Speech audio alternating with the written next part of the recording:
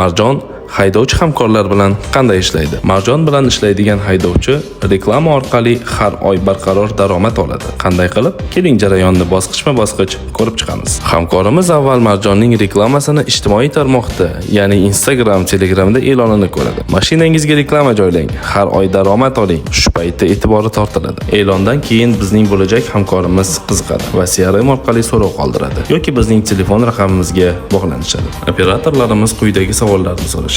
Ya'ni avtomobil markasi, o'rtacha harakatlanish masofasi, yashash va harakatlanish hududi. Agar avtomobil mos kelsa, hamkor bilan rasmiy shartnoma tuziladi va mijoz tizimga kiritiladi. Avtomobilga GPS kuzatuv qurilmasi o'rnatiladi. Shu vaqtdan boshlab u Marjon reklamasi tizimining rasmiy haydovchisi hisoblanadi. Hamkorimizga uning hududiga mos reklama kampaniyasi biriktiriladi. Bannerlar tayyorlab beriladi va bizning o'rnatish markazimizda maxsus xodimlar professional tarzda reklamani mashinaga o'rnatishadi. Hamkorimizning yurish masofasi GPS orqali avtomatik kuzatiladi. Reklama bannerining holati va ko'rinishi ham vaqti bilan nazorat qilinadi. Toza, butun va ko'zga ko'rinadigan bo'lishi majburiy. Marjon yondashuvi: hamkorimiz yuradi, biz kuzatamiz. Tizim ishonchli ishlaydi.